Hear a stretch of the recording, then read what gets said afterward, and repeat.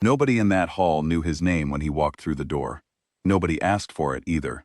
There was something about the way he moved, slow, steady, unbothered, that made asking feel unnecessary. Like asking the ocean why it was deep. The answer was already there, pressing against you, before the question ever left your mouth. His name was Eddrick Vayne. He was 38 years old. He had no title that anyone in the room recognized, no army standing behind him, no gold sewn into his coat. He carried a single leather bag over one shoulder. His boots were dusty from the road, and when he stepped into the Grand Conclave hall, a room built for the most powerful rulers of the known world, the first thing that happened was silence. Not the polite kind, not the silence that comes when someone calls a meeting to order. This was the silence that falls when something enormous and invisible walks into a room, and every living creature in that room feels it before they understand it. The Grand Conclave had been called to settle a land dispute. 3 kingdoms were arguing over a stretch of territory that sat between their borders. Ancient land, rich with rivers and old forests. Kings had been fighting over it in one form or another for 200 years. The summit was supposed to be the final conversation. Every important person in the region had come. Kings with their crowns, generals with their medals, advisors carrying stacks of papers filled with numbers and arguments. King Aldric Thorne sat at the head of the long table. He was a large man with sharp eyes and a beard that had gone gray at the edges. He had ruled the northern territories for 19 years and had never lost a war. He was the kind of man who filled a room not because he was loud, but because he was certain. He was certain about everything. His posture said so. His silence said so. The way his fingers rested flat on the table said so. Across from him sat King Sorin Dal, young, barely 26, with bright eyes and a gold ring on every finger. He had inherited the wealthiest throne in the region from his father, and had spent 3 years proving to everyone that he deserved it. He was clever, fast-talking, and deeply competitive. He liked winning. He liked it more than almost anything. Between them, off to the side in the gallery above the main floor, sat Lysara. She was the official historian of the conclave, the person responsible for writing down everything that happened so that future generations would know. She had attended 11 such summits. She had never once written the words, "I could not believe what I saw." She was about to write them for the first time. General Mara Voss stood near the eastern wall with her arms crossed. She commanded the largest standing army in the region. 63 battles, no defeats. She wore no crown because she wanted none. Power, in her view, was something you earned with decisions, not decorations.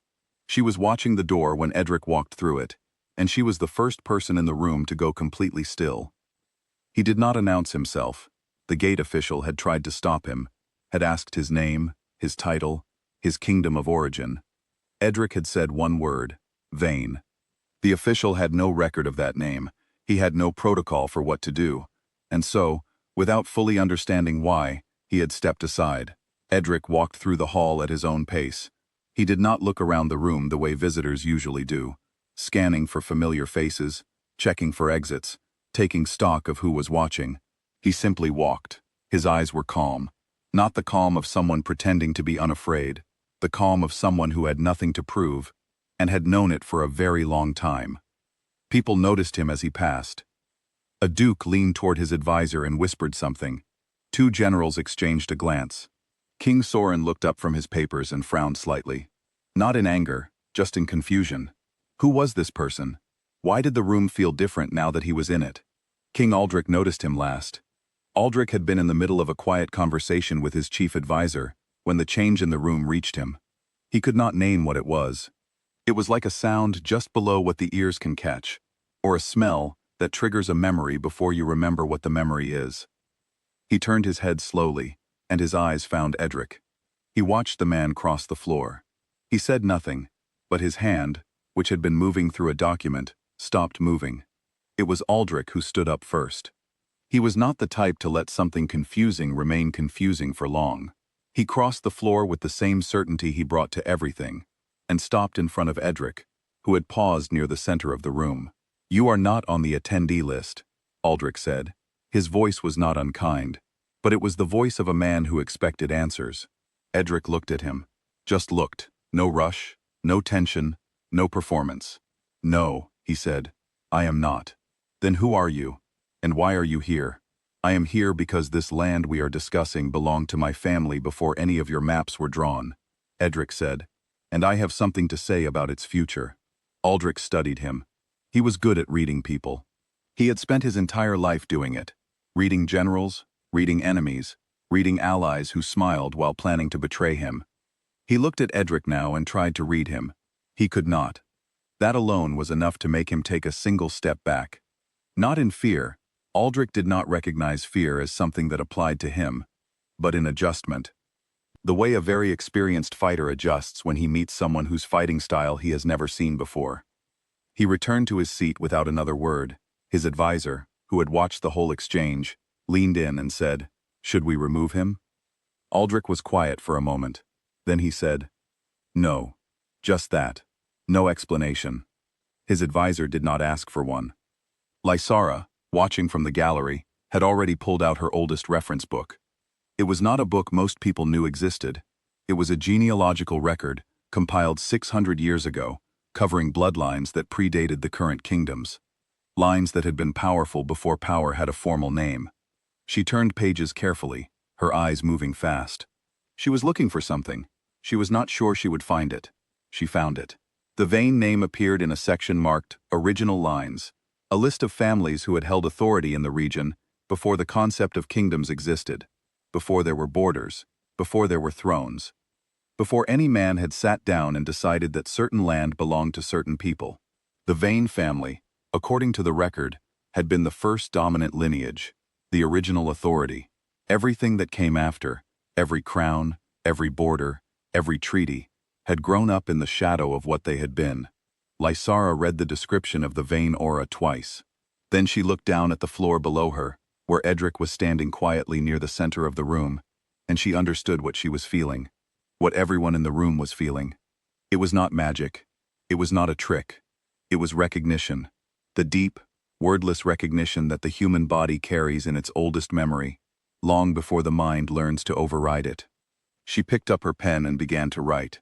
She did not stop writing for the rest of the day. It was King Sorin who pushed things to the breaking point.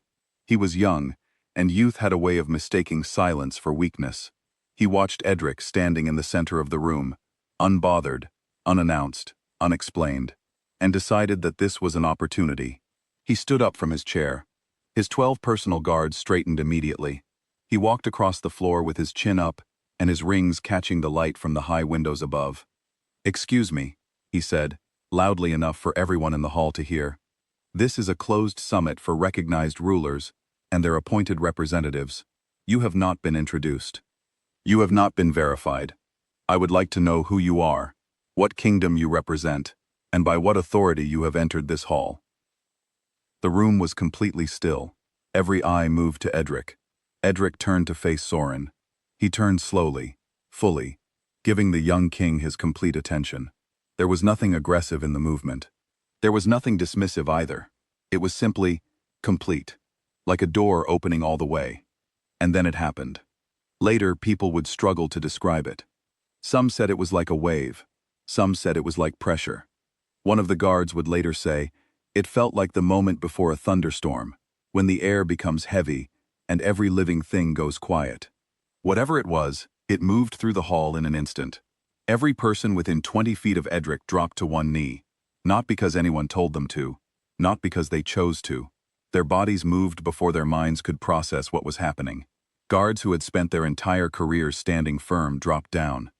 A senior advisor who had never knelt to anyone outside of a formal ceremony felt his knees on the stone floor and could not explain how they had gotten there. King Sorin himself, mid-sentence, voice still in the air, found himself kneeling, his golden crown tilted forward, his mouth slightly open. The silence that followed was unlike anything Lysara had ever recorded in 11 years of attending summits. It was the silence of a room full of powerful people who had just discovered that power had a deeper level they had never reached. Eddrick looked at Sorin, who was still on one knee, his expression caught somewhere between shock and something that looked almost like relief. "Stand up," Eddrick said, quietly. "I did not come here for that." Sorin stood. He straightened his crown with both hands. He said nothing for a long moment. Then, very quietly, he walked back to his chair and sat down. Eddrick walked to the center of the room and stood there. Not behind the table, not at the head of anything, just in the middle, where everyone could see him, and he could see everyone. "My name is Eddrick Vayne," he said. His voice was steady and clear, with no effort behind it. "My family held this land before any of your kingdoms existed. I am not here to take anything from you. I am not here to claim any throne. I am here because the land at the center of this dispute holds something that my family buried there 7 generations ago. A record. A true record of who this land belonged to and what agreements were made about it, before your borders were ever drawn. I believe that record changes this conversation. I came to make sure it was heard." He reached into his leather bag and removed a sealed tube of old metal. He set it on the table in front of King Aldric. Aldric looked at it. He looked at Eddrick. He did something then that his chief advisor would speak about for the rest of his life. He pulled up a chair. Not his usual chair at the head of the table, but an ordinary chair, and he sat down in it. Not as a king receiving a request, as a man sitting down to listen. "Show me," Aldric said. The document inside the tube was 400 years old. Lysara was brought down from the gallery to examine it. She confirmed, with shaking hands and very careful eyes, that it was genuine. It bore the seals of 3 ancient houses, including the Vayne mark, a mark she had seen only once before, in her oldest reference book, less than an hour ago. The document laid out the original agreement about the disputed land. It named which families had access to the rivers and why. It named which forests were to remain untouched. It named the terms under which future generations could use the land, and the conditions under which those terms could be changed. None of the 3 kingdoms currently fighting over it had been mentioned, because none of them had existed when the agreement was written. The room digested this slowly, 200 years of arguments, treaties, and conflicts, and the answer had been buried in the ground the whole time, waiting for someone from the original line to come and retrieve it. King Aldric was the first to speak after Lysara finished reading the document aloud. He was quiet for a moment. Then he said, "We will honor this." 3 words. His advisor tried to say something, and Aldric looked at him once, and the advisor stopped talking. King Sorin was next. He was quiet for a long time, longer than usual for him. When he finally spoke, his voice was different from how it had sounded when he had challenged Eddrick across the floor. Something had settled in it. "I owe you an apology," he said to Eddrick. "I spoke to you without knowing who you were, or why you were here. That was wrong." He paused. Then, slowly, deliberately, with full awareness of everyone watching, he stood up from his chair and lowered himself to one knee. Not because his body forced him this time, because he chose to. "I respect what you are," he said, "and what your family kept safe for us all." His advisors were stunned. His generals looked at each other, but Sorin kept his knee on the floor for 3 full seconds before he stood, and when he looked up, there was something in his face that had not been there before. A kind of quiet that comes to young men when they stop trying to win and start trying to understand. General Mara Voss walked across the floor when the formal part of the meeting was over. She stopped in front of Eddrick and looked at him directly. "I have one question," she said. "Ask it," Eddrick said. "What does it feel like? Carrying that, every day, in every room?" Eddrick considered this honestly. "Heavy," he said, "and very quiet. The same way mountains are quiet, I suppose. They do not choose to be large. They simply are." Mara nodded. It was the kind of nod that meant she understood completely, and needed no further explanation. She held out her hand. He shook it. Then she walked back to her position near the eastern wall, and for the first time that day, she uncrossed her arms. Eddrick Vayne left the Grand Conclave hall the same way he had entered it. Alone. No ceremony. No escort. The leather bag back over his shoulder, the metal tube now empty on the table behind him. People watched him go. The gate official who had almost turned him away stood at the door and stepped aside without being asked. Eddrick walked through without looking back. Lysara watched him from the gallery window until he disappeared down the road. Then she sat back down at her desk and looked at the pages she had filled over the past several hours. She had written more in this single day than she had written at any of her previous 10 summits combined. She read back through her notes slowly. She had written down everything: the entrance, the silence, the moment in front of King Sorin, the document, the words of the 3 rulers, the handshake with General Voss. She had written it all down as accurately as she could. At the bottom of the final page, she wrote a single paragraph that was not part of the official record. It was her own thought, added, because she felt it needed to exist somewhere. She wrote, "I have spent my career recording the actions of powerful people. I have watched kings make decisions that shaped millions of lives. I have watched generals change the course of history with a single order. But I have never, until today, been in the presence of someone whose authority did not come from a decision or an order, or a crown, or a victory in the field." Eddrick Vayne carried something that none of the people in that room had been taught to recognize, because it predates all the systems we built to measure power. When he entered, the room did not think, it simply responded.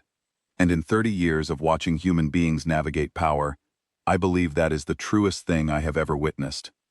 Some people are not powerful because of what they have been given. They are powerful because of what they are. And the world, when it finally meets such a person, does not debate it. It simply knows. She sealed her notebook. Outside, the road was empty. The dust from Eddrick's boots had already settled. He was gone the way the wind goes, present enough to be undeniable, quiet enough to leave no sound behind. And in the Grand Conclave hall, 3 of the most powerful rulers in the known world sat in the same room together and, for the first time in 200 years, agreed on something without arguing about it first.